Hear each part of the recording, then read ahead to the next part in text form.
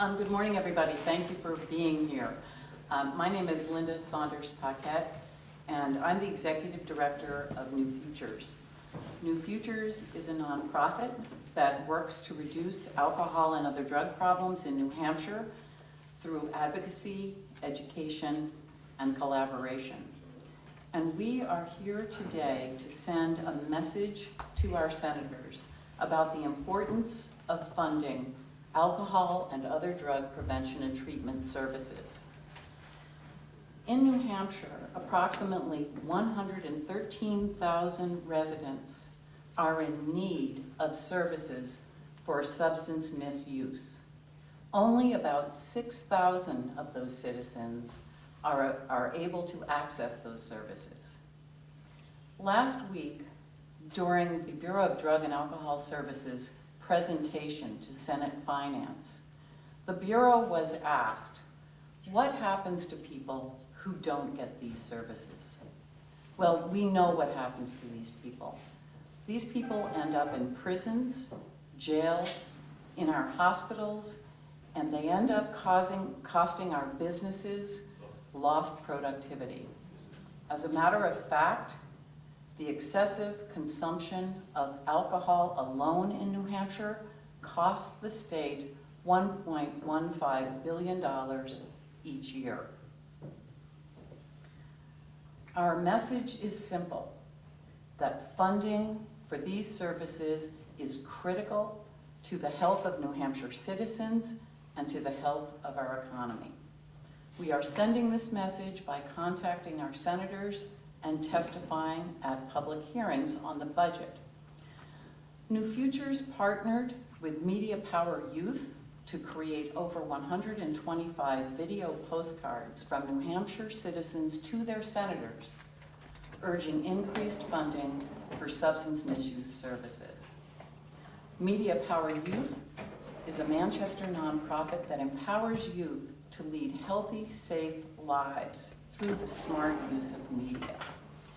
Funding for alcohol and other drug prevention and treatment services is particularly important for New Hampshire youth because New Hampshire has some of the highest rates of underage alcohol and other drug use in the country. Before I introduce you to some of the people who are sending messages to their senators, we're going to hear from Tim Rourke, who's the chair of the Governor's Commission on Alcohol and Other Drug Abuse Prevention, Intervention, and Treatment Services, and Treatment, I should say, and Rona Zlockauer, who's the Executive Director of Media Power Youth. Tim, would you join us? Thank you, Linda. Thank you, and good morning, everyone. I want to follow up Linda's comments talking a little bit about the Governor's Commission. The Commission was established in 2000 with 3 tasks before it set by the legislature. The first was to develop and implement a state plan to reduce alcohol and other drug problems in the state. Our most recent state plan was launched earlier this year. The second is to administer, in partnership with the Department of Health and Human Services, the Alcohol Abuse Prevention and Treatment Fund, which is 5% of gross profits from the sale of liquor in our state liquor stores by statute. And third is to advise the governor and the legislature on policy and budgetary matters related to alcohol and other drug abuse in the state. I want to thank New Futures and Media Power Youth for making today happen, for calling out to the community and asking people to lend their voice in this unique way to the dialogue around the state budget. The only state in this country where you are less likely to get treatment if you need it is Texas. The state of New Hampshire youth rank first in the nation for misuse of alcohol. The economic cost that Linda described, the $1.15 billion per year, only takes into account alcohol. It does not take into account other substances, meaning that's a conservative cost to the state of New Hampshire for untreated and non-prevented alcohol and other drug abuse. The union leader this weekend noted that in the city of Manchester, police are reporting now a direct link between the increase in criminal activity in Manchester and untreated addiction that is driving people to rob banks, drugstores, seeking prescription drugs to abuse. This is a problem that it is no longer in the state's economic best interest to avoid.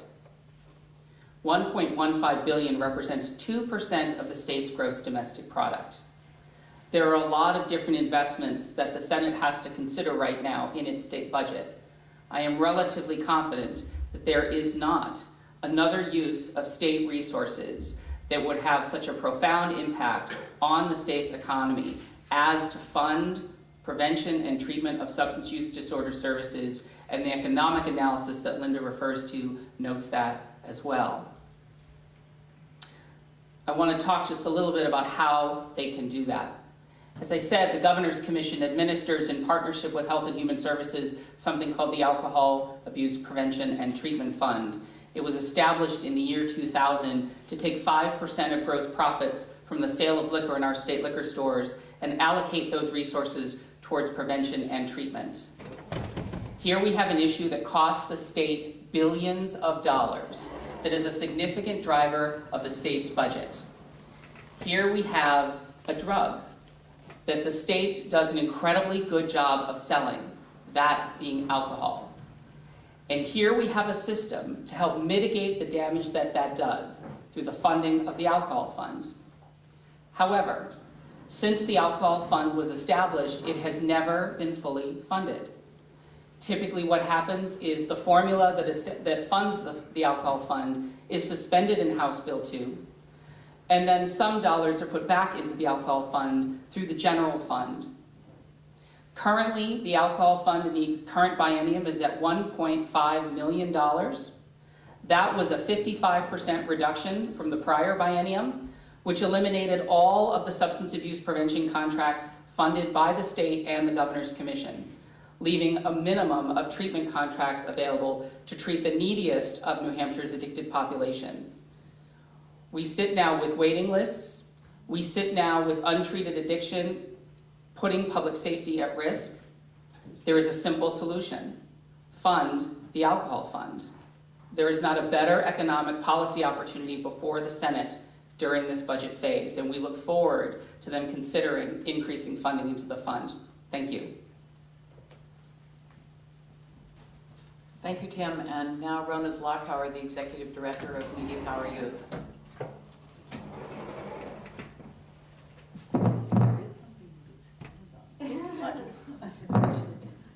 It's okay. As Linda explained, Media Power Youth empowers youth to lead healthy, safe lives through smart use of media. And part of what we do by that is teach media literacy. So we teach youth how media influences their behaviors, their choices, their attitudes. And some of that has to do with the way media influences them to take on at-risk behaviors. Included there is drinking, drugs, and smoking, drinking alcohol and drugs. We really know we're succeeding when we help youth not only understand how media influences their behaviors, but when we help them use it in pro-social ways. And here's an example of a collaboration where we have helped youth use digital media, which increasingly is their medium for communication, to use it in a pro-social way. Now, a lot of these people, young and old, didn't walk the halls in the traditional ways that we know lobbyists do, nor did they necessarily make phone calls or write letters, though some did. Here we have enabled them to use digital media to lobby, to influence, to speak up, and to talk about how substance abuse has affected their lives and the lives of others. So their voices and images will hopefully send a very strong and powerful message about the need for funding for substance use prevention and treatment. We are very, very proud to partner with New Futures in this campaign. Thank you. Thank you. So now we're going to share with you 2 of our video postcards. And then we will also share with you a message from 2 of our youth from the North Country. So Susan Mckellen, let's see your video postcard first, and then we will hear from Susan. My name is Susan Mckellen. I live in Manchester, and my senator is Senator David Booten. And Senator Booten, I'd like to address the fact that I am asking if you can please support the alcohol fund at least to be partially restored from the funds that have been cut from it. This is for prevention and treatment of alcohol and other substances. As a pediatric nurse practitioner for 40 years, working intensively with families, and also as a facilitator for a Faster Parent group that deals with caregivers who have teens and young adults with alcohol and drug issues. This is something that I see on a weekly basis, and the access to treatment is exceedingly important so that we can treat this like other chronic relapsing illnesses. So I'm really asking you to support this alcohol fund. We do make a huge percentage of our profits in this state from the sale of alcohol, and to be able to give it back to prevention and treatment is critical. Thank you. So now we'll hear from Susan about why this was important to her, and also she will send this message to Senator Booten. So Susan?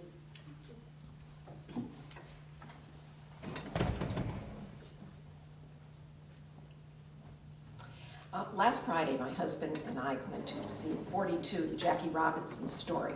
What a great movie of courage breaking through the barrier of race.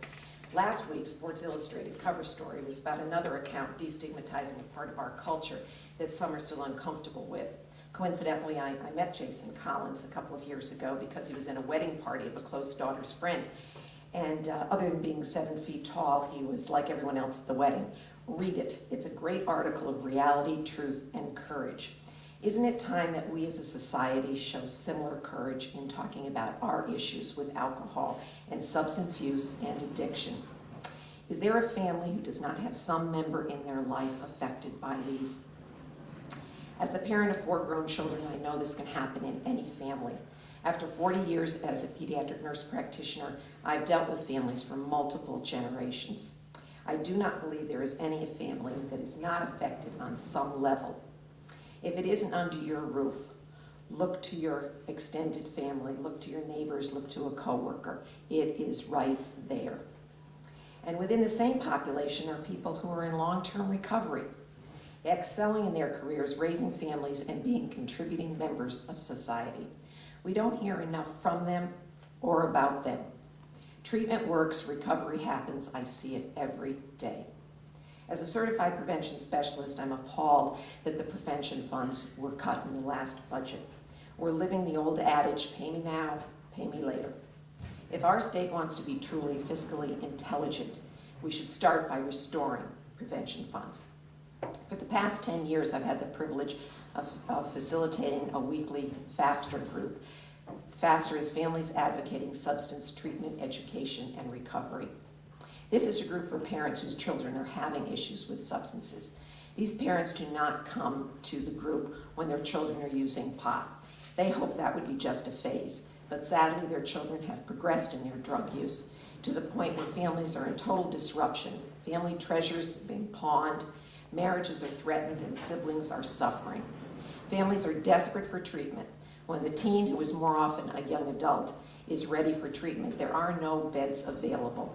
Parents are using hoped-for college funds, retirement funds, and life savings to fund treatment, usually out of state. If that same child had cancer, diabetes, or asthma, there would be a hospital bed and covered treatment. As chronic relapsing illnesses, alcoholism and drug use should receive the same opportunity for utilizing health insurance. Many years ago, I heard a statement that was an aha moment for me. And it was, if this is the reality, what is the plan?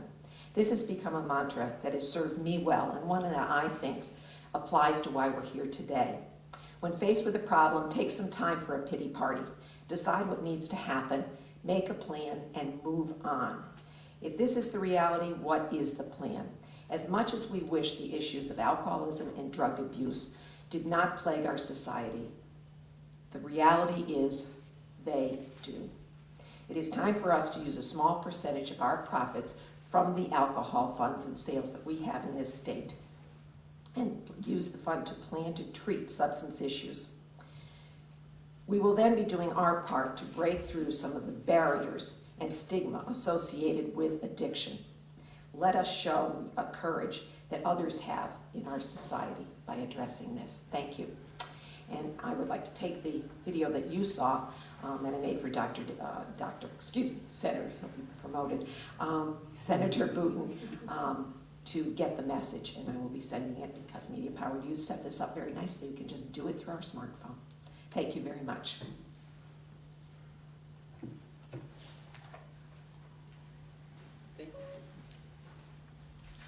Thanks to Susan, and now I'd like to introduce you to Doug Beauvair's video. Doug is a small business owner in Manchester, and you will see in his video how substance abuse affected him and how treatment also helped him, and then you'll hear from Doug. Hi, my name's Doug, and I'm from Manchester, New Hampshire. I'm at Manchester Community College right now, and I myself am a recovering addict. Because of treatment, I find myself at this school learning how to do web programming. I actually own my own web design and development company now. Substance abuse treatment works, and we need it. It is the war against drugs. Treatment is the weapon. Thank you. Thank you, Doug. Come on up. Good morning, everyone. My name's Doug Beauvair. I came here today because I feel that substance abuse is a priority problem, not only in this state, but in this country. And I know for a fact that treatment works. I'm not here for me today. I'm here as an example that treatment works. I'm here to hopefully spread the message to other people that things can change. I feel there's a stigma attached to alcoholism and substance abuse. I think a lot of people still see the person in the overcoat down by the railroad tracks, and that's not necessarily true. Alcoholism and substance abuse affects people in coming from all walks of life. I think I've already heard almost everything I wanted to talk about today. How substance abuse affects everyone at some level. It destroys our nation, our state, our cities, our towns. It destroys families, parents, our sons and daughters. It destroys schools, companies, corporations, and the workplace. Again, treatment works. People who have gone through treatment they're generally intelligent and very creative people. And one of the things that happens is, usually when you recover from, or are recovering from substance abuse, you feel as though some kind of miracle has happened. And as a result, you want to help others. So by investing in treatment, you're creating mentors who are going to help other people get clean and sober. You're creating an army of people to help us solve this problem. Right now, people go to jails, institutions, and they die, and/or they struggle out there, hoping to get help. We have a pool of people that can be productive employees, healthy people. They can pay taxes, create new revenues, open new businesses, create jobs, save the state money, reduce crime. Someone through treatment, one of the things I feel the most important thing about this is having hope. Treatment provides hope. When you go to jail, it does not provide hope. It adds to the hopelessness. People do not come out of jail clean and sober and well. Like I said, people want treatment. It's not there. I'm one of the lucky ones. When I wanted it, it was here in this state. It's not anymore. When a business fails, they identify solutions and fund those solutions. I ask, treatment is a solution. Why isn't it being funded? I wonder, if treatment was available on demand, what kind of change we'd see in this problem. Thank you. Oh, by the way, I too am going to send my video. Thank you. Thank you, Doug. I mentioned earlier that we send messages to our policymakers in different ways. And now I want to introduce you to Cassandra Poulin and Jeff Smith, who are high school students in the North Country, and they're also members of the North Country Prevention Youth Council. They testified before the House during its budget hearing, and they want to share their message with you here today and with their senators. Cassandra and Jeff. Good morning. Thank you all for giving us the opportunity to speak today and address you on the issues of prevention that are in our lives and the importance of why we need prevention funded. We are part of the North Country Prevention Youth Council, which is a group of students from the collective 10 schools up in the North Country. We have meetings every week, at least once a week, sometimes more, where we plan events and conferences. We do activities that help us promote our message to other students. And our message is that it is acceptable to make healthy decisions regarding drugs, relations, and alcohol. And we try to promote that through conferences and through the social stigma events. What drew me to the group was my first conference was back sophomore year, and the community there was so empowering and so tolerant of everybody's differences that it just drew me into the group. And one phrase I learned there that weekend was my own self at my very best all the time. And that what drives me in this group, because everybody's equal and we want to try to promote that and have everyone be themselves. So the phrase really works with it. And then what got me into the group was at my first conference I went to, there were a lot of pressures coming at me, and I know all the other students. As a young person, we get pressures and we get messages from media, from our peers, from what we think is socially acceptable. And being a part of a community at these youth leadership conferences where people were promoting and encouraging that healthy decisions are acceptable and that we accept people's differences and we want to be healthy together, that's what drew me in and wanted to make me become a part and a leader of the group itself. Just recently, we had our middle school conference about a month ago, and it was our biggest conference yet. And when we received the post surveys from everybody, we had a 100% rating of everybody thoroughly enjoying themselves and having a great time at the conference, which we thought was outstanding.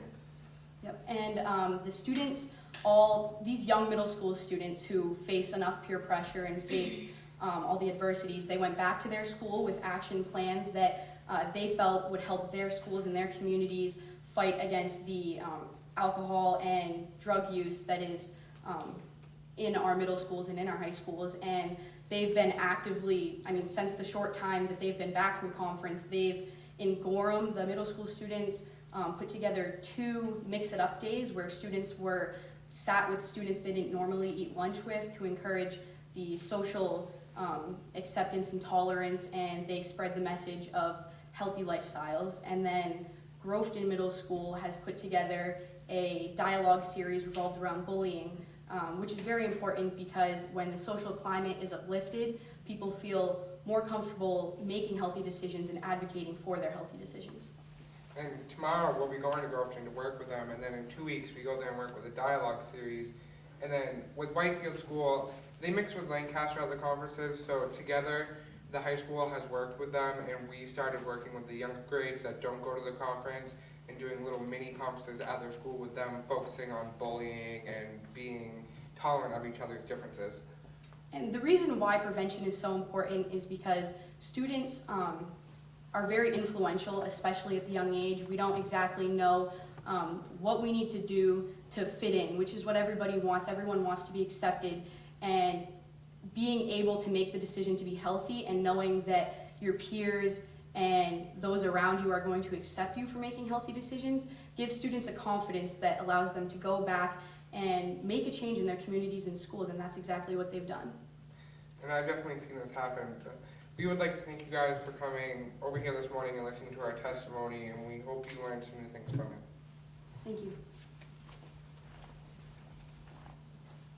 So thank you, Cassandra and Jeff, and thank you to everyone who came this morning to send messages. I just want to say that the 125 or more videos will be available on the New Futures YouTube channel. So if you want to see the messages, many of them are from youth. You can access them there. So thank you all. Are there any questions? For Tim, there's a chart here. Yes. So we're basically looking at about $8 million for FY13. That around that is the difference between what you're actually getting from the state liquor gross sales and what you should be getting. Is that about right? Right, what we currently receive is 1.5 million. If the alcohol fund were fully funded per its formula, it would be 8.5. So there's about a $7 million delta per year.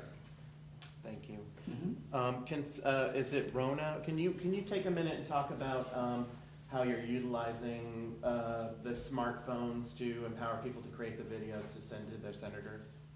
Sure. Or pass Well, that on to somebody else if you don't want. Yeah, we used a variety of means to engage people to do this. We were at universities and colleges.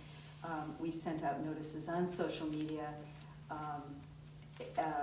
calling people who had issues with substance use who wanted to provide these video postcards.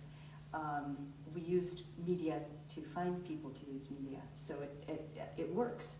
And this is an innovative way, we think, also of working with the legislature and leaders who are making very important decisions to not only use traditional lobbying methods, but to give voices and images, which make it far more powerful. I'm sorry, can you walk through the step of, someone had said that, well, your organization provided the process by which, can you walk through, here's how we did it, we shot video here, we uploaded to our site, we emailed it, can you just walk through that for? Sure, you want to Thank join you. me? Sorry. I'm going to invite Alexis Ploss, who works with Media Power Youth, who's worked on the campaign with New Futures. Thank you. Hello. So basically, we utilize smartphones in the most simple way possible. When we went to these tabling events around the state for colleges, we asked them to either use their smartphone if they had it, or I went there and I have a smartphone. So I was able to use mine if they did not have one, but the reality is most youth and most people now are starting to jump on the smartphone bandwagon. So we started out just recording the videos right there on the spot, and then from there we would email them out, or in this case we had to upload it to the Google Drive to be able to share it with everyone at New Futures. And then from there we also shared it on our social media pages so that people could have examples, and we used a call to action to have other people create videos as well. So we use those as the template, and then still encourage people to use their smartphones at home or a laptop or whatever video recording software they had to create their own and send it in. Thank you. You're very welcome. Thank you. The Any only other question I have is, did you make your case to the governor first? Yes. And then to the House? Yes, we So did. now you're down to the Senate. Correct. What's your thoughts about the reaction or lack thereof that you got from the governor and the House?